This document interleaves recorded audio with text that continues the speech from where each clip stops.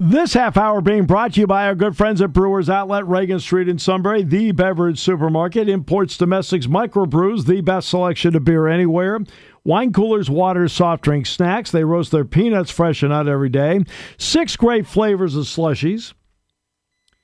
And the new ready-to-drink cocktails. High Noon Jack Daniels Crown Royal. Pickle Bar led by the Barrels and the Dills.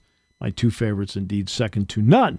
All at Brewers Outlet, Reagan Street in Sunbury, the beverage supermarket. Welcome back, Neal Coolong, sir. Our condolences to your family. We appreciate that. I'm bummed I had to miss it last week, but we're, as Belichick would say, we're on to Cincinnati. Yes, on Cincinnati. All right, so 2 preseason games in. It's safe to say we've learned virtually nothing, but virtually means there might be some nuggets in there. What nuggets on the Steelers do you have? I think, to me, my takeaway, maybe I'm hyper-focusing on this, but my takeaway really has been the interior of the offensive line looks a little bit worse than I thought that it would, and the tackles probably look a little bit better than I thought they would. I'm not sure if that's good or bad. I think maybe they have the kind of a mashup of the same issue that we worried about this offseason. That unit is really going to be critical to where the team goes. Are they going to fall apart? Are they going to be in the 6-11 range, or are they a team that can flip what they've been and move up to 11-6 and compete seriously for a division championship?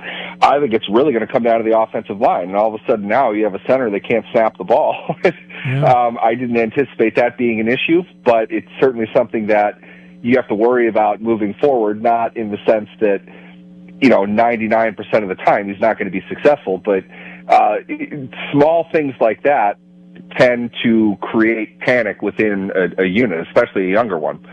I'm not 100% sure the group that they have is one that can take over the NFL, which is to say, second half of the season, your offensive line has to be a top-level unit. They have to be nearly flawless to be able to execute the full playbook, which you should be able to by that point in the season.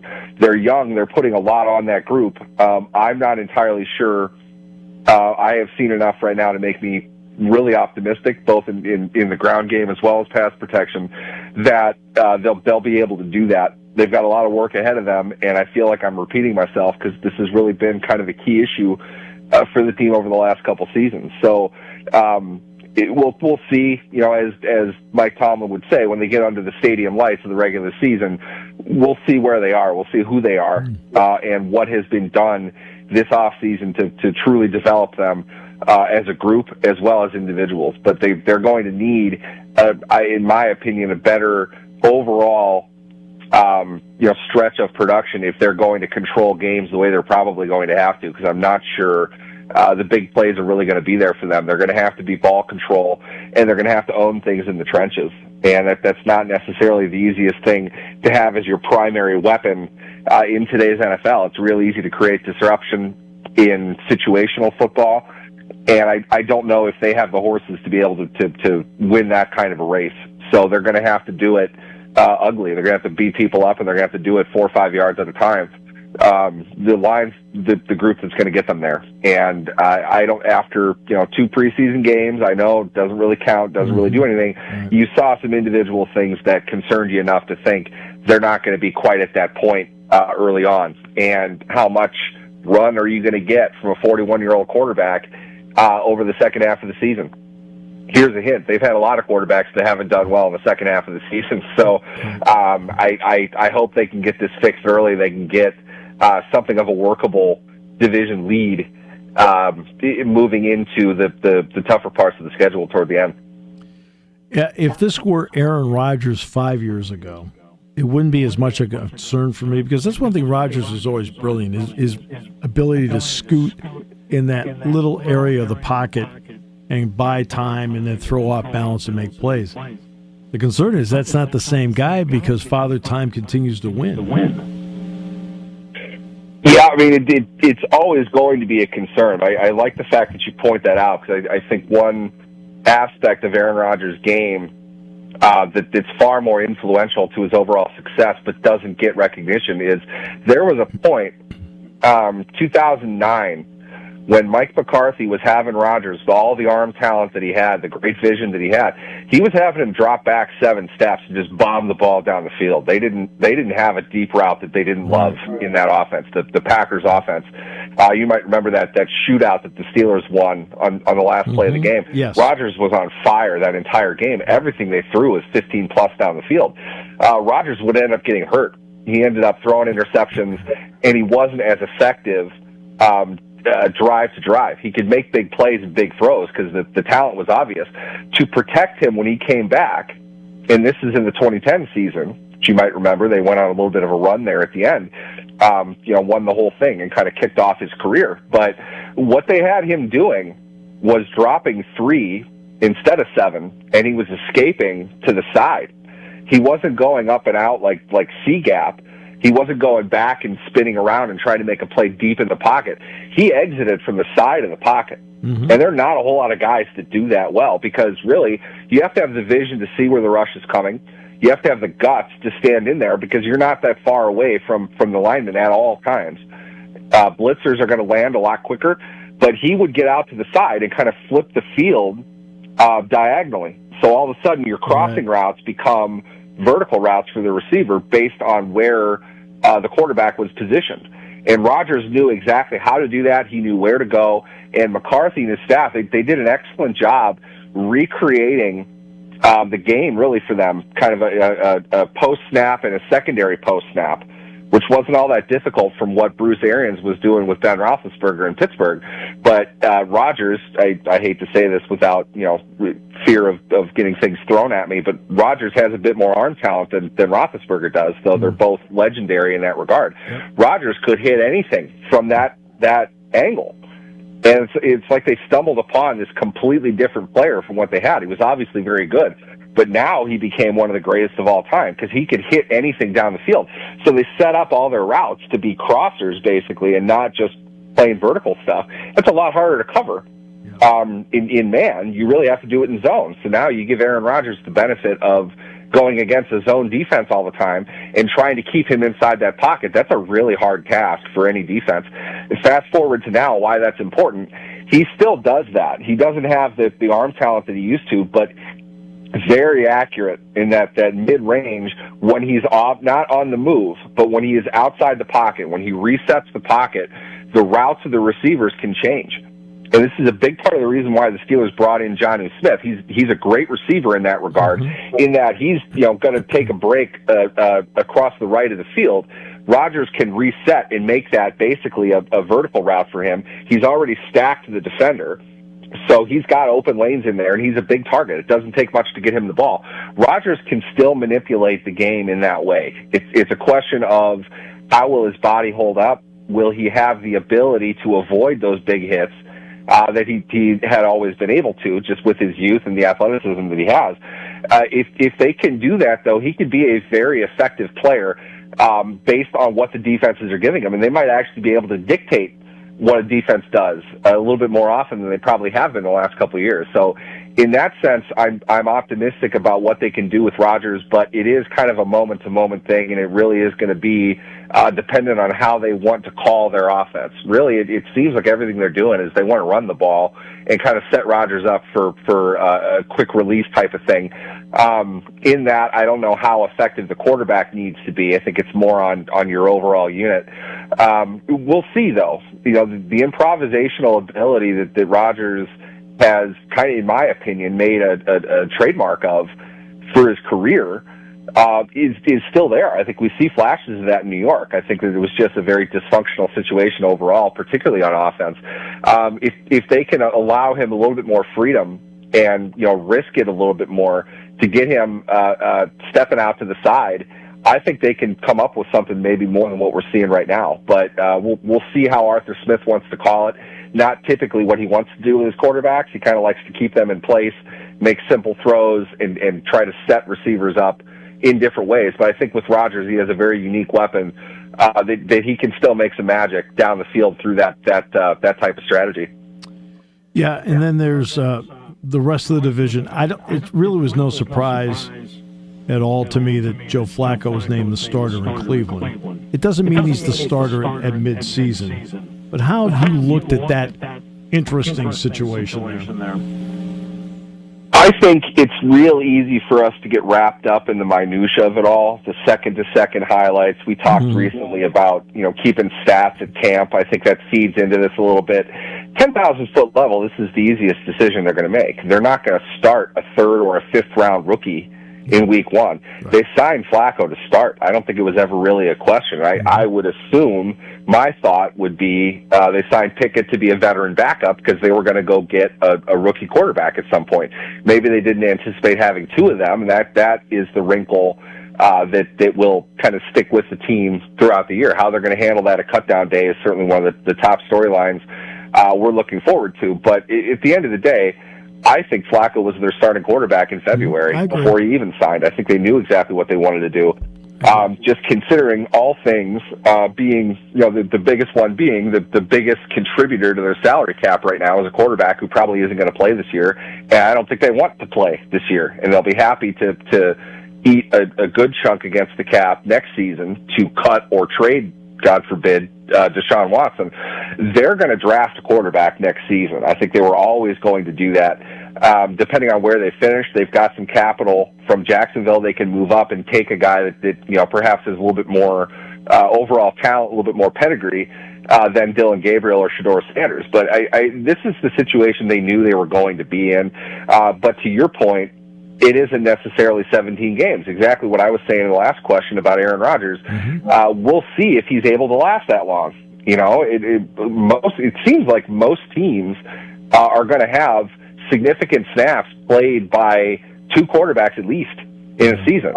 And with 17 games now, and you're moving to 18 eventually, your backup quarterback becomes that much more valuable. And most teams seem to recognize that. You've got a high draft pick backing up a veteran or vice versa, or you have two veterans, that aren't in competition with each other, but the backup is going to be ready to come in and play. I think that's what the Browns want to do.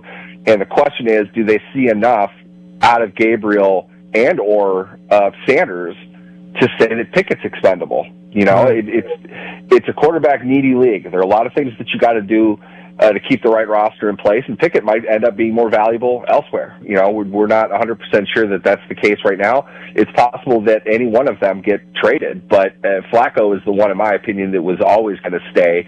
And however they want to kind of, mix and match the musical chairs behind him, it's going to be situation-based more than anything, knowing that all signs for that team point to drafting a quarterback next season. Right, exactly. Then there's Cincinnati. Joe Burrow. It's amazing how there's two areas they just have never fixed. They've never fixed their offensive line, and they haven't fixed their defense. And I will give Trey Hendrickson credit. With each snap, his number gets higher. Yeah, Cincinnati is playing with fire, and I think they know that they're playing with fire. My question would be this, and if this is what came up, you remember the hysteria that went out when the Raiders in Oakland at that point, they were in the process of just starting to move to Las Vegas, trading away Khalil Mack after they franchise tagged him. Right. I've heard from multiple people in the league that it wasn't a question of the Raiders not wanting to pay Khalil Mack. It's that they literally did not have the capital to be able to give him the extension that he wanted. All they had the money for was the tag. They couldn't give him an extension, and he wasn't going to play. So what it ended up being was they needed to get something for the asset, and it helped them to not have to pay that much money in that season, just considering all the money that they had to put in to build the stadium, to get the team moved and everything like that. NFL teams, as we've talked about often, are not as liquid as people think that they are. You need that cash on hand, but you can't give out a $150 million contract without 80% of the guaranteed portion of that contract being prorated, or in escrow. So if they didn't have the cash, they couldn't make the deal. So they ended up having to trade him. I get the feeling Cincinnati is kind of close to that. They're paying a lot of guys. Keep that in mind. And I obviously these are guys that you want to keep. they had the money budgeted for Trey Hendrickson at what his contract is. As far as we know, they might not have anything else beyond that. They might not be able to give him anything more, at least anything that he's interested in. My thought has been, more than likely, the best solution here is that Hendrick stays in Cincinnati because they're not going to get much for him in a trade now. And you throw, $2 million in guaranteed money at him, give him an incentive for another 3 or 4 on very likely to be achieved things. You can probably make that work. That's always been my guess. But things go down to the last minute for a reason. It's not because it's that contentious. It's just both sides are going to kind of see how it works, how everything shapes out across the league, and then you'll come back for one final negotiation before the season. Every indication that we're getting, though, is it's beyond that. So if Cincinnati, in my opinion, if Cincinnati is digging in that deeply, I wonder if they're just not able to give him close to what he wants in an extension or any type of kind of placating raise for the season, just to get him through 1 year before both sides agree he's going to walk. I could see either situation playing out that way, but one thing we know is that he's not getting an extension from Cincinnati. No. And I don't think there are a whole lot of teams today that would want to give him that much money guaranteed after camp on a long-term deal. They'd take him for 1 year. I don't think they'll give him 4 years after a trade. And if they did, they're not giving Cincinnati anything. And Cincinnati is they're gonna take a bath in the court of public opinion if they trade him for a 4th-round pick. Mm-hmm. They're not getting anything for a team that has the Super Bowl roster in place and just lost its best defensive player. That's not going to work for them. So I feel like this could extend for a little bit while longer. It really kind of depends on whether Hendrickson wants to sit on the value that he created last season and then try to convince teams that he can still get it done after sitting out half the year and playing really out of football shape in November or whatever week 11 is now. It's a tough spot for both of them to be in, but Cincinnati I don't think has handled this particularly well, which makes me think there's got to be another motivating factor in here. I mean, it can't be that difficult to get a guy a few million extra dollars unless you just don't have it. Now I'll go to your own backyard. Are the Vikings confident in J.J. McCarthy? I think they should be. Yeah. At the very least, they're not going to present that they're not. Right. I would say, though, the big thing here is the natural assumption. Patrick Mahomes was drafted to sit his first year. He got 1 game in as a rookie. Alex Smith was the guy, the veteran. There was no doubt about that. Mahomes was going to kind of come on and learn. You saw enough from his first start, his rookie year, to say, like, hey, this kid's pretty good. They got talent. He's obviously going to be their guy next year. I think Vikings fans look at that situation and kind of think that that's McCarthy. Well, McCarthy is in many ways the opposite of a prospect as Mahomes. They're both, I think they're both drafted, 9, 10, somewhere in there. But as far as physical talent goes, there weren't many that had more arm talent than Patrick Mahomes did. It was pretty obvious in college. He was also very raw. He needed a lot of work. McCarthy, still like any young player, he needs work, but he had a lot more exposure to a more, I hate to use this word, but realistic kind of offense. And there's a lot that he can do. I think he has underrated arm strength. He has great vision, great anticipation. I think he can be successful. Do we expect him to be the MVP of the league like Mahomes his second year? No. Talk to Vikings fans. I think a lot of them feel that that's the case, and it's largely powered by Kevin O'Connell. I think is if not the best coach in the game. He's one of the 2 or 3 best coaches in the game. Really They'll get a lot out of him. But I think that's going to be a defensive team this year. Most rookies, unless they're Patrick Mahomes, essentially, most first-year starting quarterbacks have a little bit of a learning curve, which is to say they're going to have some good games, they're going to have some bad games. I think the Vikings are built to handle that to some degree, but they're going to count on him a lot. That's for sure. O'Connell's not going to start running the ball 55% of the time because he's afraid of their quarterback. They're going to really kind of put him in front of the fire hose and see what happens. And I think they'll get a better result than not more often than the time. And with that, the Vikings have the type of team that can, again, win 10, 11, 12 games and maybe get a little bit further in the postseason than they were able to last year. But this is what they built their team for. Really, ever since Kwesi and O'Connell took over in Minnesota, they've been building for this. They had to get around Kirk Cousins' salary cap hit. They had to rebuild their offense. They had to add new pieces defensively.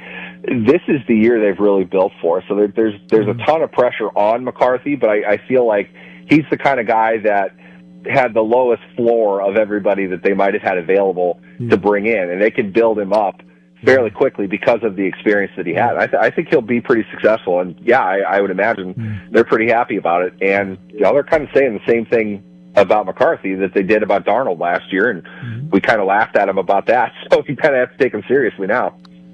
Always a pleasure, my friend. Great to have you back. Absolutely. Thanks for having me, guys. Half hour brought to you by our good friends at Brewers Outlet, Reagan Street in Sunbury, the beverage supermarket, here on News Radio 1070 WKOK.